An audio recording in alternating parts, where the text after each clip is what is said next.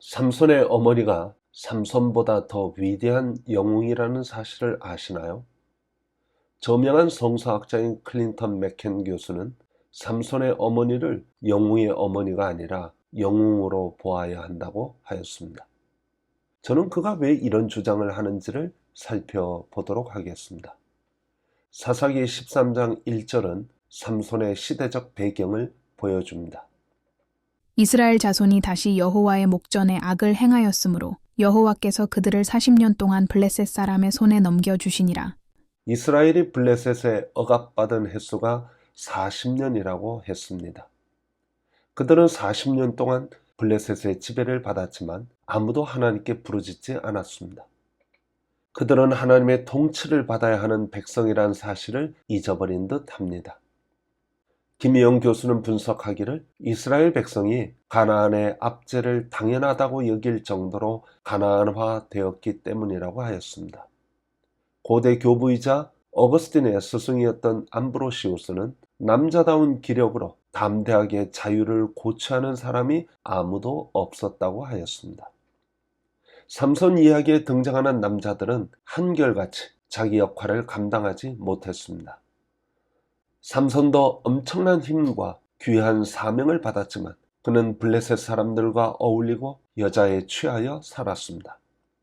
삼손의 아버지 마노아 역시 단 지파 출신으로 지위도 높았지만 가장의 역할을 제대로 감당하지 못했습니다. 오히려 이름이 밝혀지지 않은 삼손의 어머니가 영적으로 훨씬 뛰어난 모습을 보였습니다. 트리니티 대학의 마이클 윌콕 교수는 그의 사사기 강해에서 삼손의 어머니가 무명이라는 것 자체가 이 이야기의 본질이라고 하였습니다. 그러니까 삼손 이야기에서 잘 드러나지 않지만 가장 중심적인 인물은 삼손이 아니라 삼손의 어머니라는 것입니다. 초대교회 교부인 암브로시우스가 말한 것처럼 남자답게 여호와를 따르는 자가 없을 때 하나님은 이름도 없는 한 여인을 사용하셨습니다. 사실 삼손의 어머니는 불임이었습니다. 고대 사회에서 불임은 하나님의 저주를 받은 것으로 해석하였습니다. 불임은 공동체 사회에서 손가락질 받는 여자라는 뜻이고 그녀의 미래에 아무런 소망이 없다는 뜻입니다. 총신대 김재찬 교수는 불임은 삼손 어머니의 문제가 아니라 이스라엘의 상황을 보여준다고 하였습니다. 당시 이스라엘은 아무런 희망이 없었고 미래를 새롭게 창출해갈 의지도 능력도 없었습니다. 하나님은 모든 것이 끝났다고 생각하는 순간 오히려 일하실 때가 많습니다. 하나님은 삼손의 어머니가 홀로 있을 때 아들을 갖게 될 것이라는 말씀을 주십니다. 하나님은 삼손의 어머니에게 아들을 나시린으로 키울 것을 구체적으로 요청하시고 그를 통하여 이스라엘을 구원할 것을 말씀하셨습니다. 이 말씀은 매우 중요한 말씀입니다. 내일의 소망이 없는 캄캄한 시기에 누구를 하나님의 메신저로 사용할 것인가는 중요한 일입니다. 남성 중심의 사회에서 중요한 일을 결정하고 집행하는 사람은 가장입니다. 하나님은 아브라함에게 사명을 주시고 말씀을 주셨습니다. 하나님은 이스라엘을 구원하기 위하여 모세를 부르시고 말씀을 주셨습니다.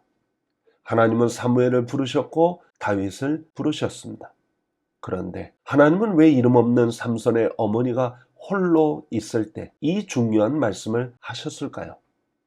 그건 이 이야기가 진행되면서 자연히 밝혀집니다. 삼손의 어머니는 남편 마노아에게 가서 하나님의 말씀을 다 전하였습니다. 마노아는 하나님께 기도합니다. 아내가 와서 이러저러한 말을 하였지만 그것을 확증하기 위해선 자신을 포함한 우리에게 다시 한번 와서 더 말씀해 달라고 요청합니다. 하나님은 마노아의 기도를 들으시고 다시 나타나십니다. 그런데 그 상황이 조금 묘합니다. 사사기 13장 9절에 이렇게 기록하였습니다. 하나님이 마노아의 목소리를 들으시니라. 여인이 밭에 앉았을 때에 하나님의 사자가 다시 그에게 임하였으나 그의 남편 마노아는 함께 있지 아니한지라. 마노아가 기도로 요청하였는데 하나님은 남편 마노아가 없는 상황에서 다시 나타나셨습니다. 하나님께서 마노아가 어디 있는지 모르시지는 않았을 것입니다. 그렇다면 이건 하나님의 고의라고 해석할 수밖에 없습니다. 전성민 교수는 마노아는 아내를 통해서만 여호와의 사자를 만날 수 있었다고 하였습니다. 박 레이첼 지연은 구약성서 여성들의 리더십 연구라는 박사 논문에서 당시 문화적인 정황으로 보아 남편이 아닌 아내에게 여호와의 사자가 나타났던 것은 마노아의 아내는 여호와 신앙을 가지고 있다는 것으로 보인다고 하였습니다. 삼손의 어머니는 남편에게 급히 달려가 여호와의 사자가 오셨음을 알립니다. 마노아는 여호와의 사자에게 질문합니다. 당신이 이 여인에게 말씀하신 그 사람이니까? 하니 이르되 내가 그로다. 마노아는 여호와의 사자를 알아보지 못했습니다. 그건 그의 영적인 눈이 어둡다는 뜻입니다. 마노아는 다시 질문합니다. 이 아이를 어떻게 기르며 우리가 그에게 어떻게 행하리이까? 그러자 여호와의 사자는 딱 잘라 말합니다. 내가 여인에게 말한 것들을 다 삼가서 지키라.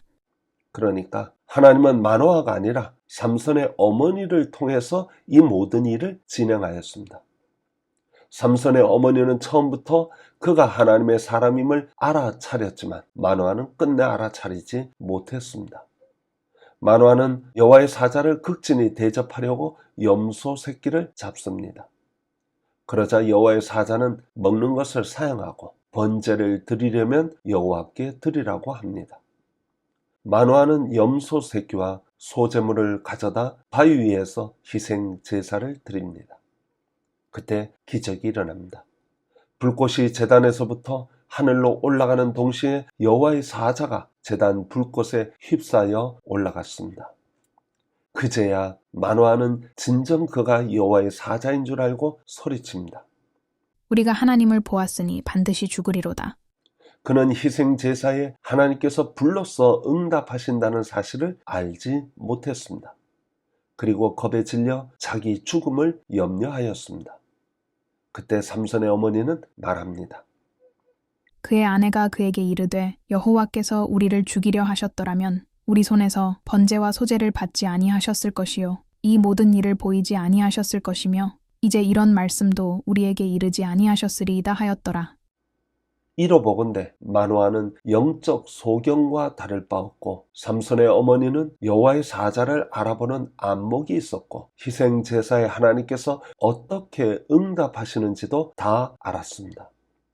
하나님은 캄캄하고 답답한 이스라엘의 상황에서 구원 역사를 이루려고 하실 때 믿고 맡길 만한 사람, 믿고 말할 수 있는 사람이 오직 한 여인, 이름 없는 삼손의 어머니뿐이라는 사실을 아셨습니다.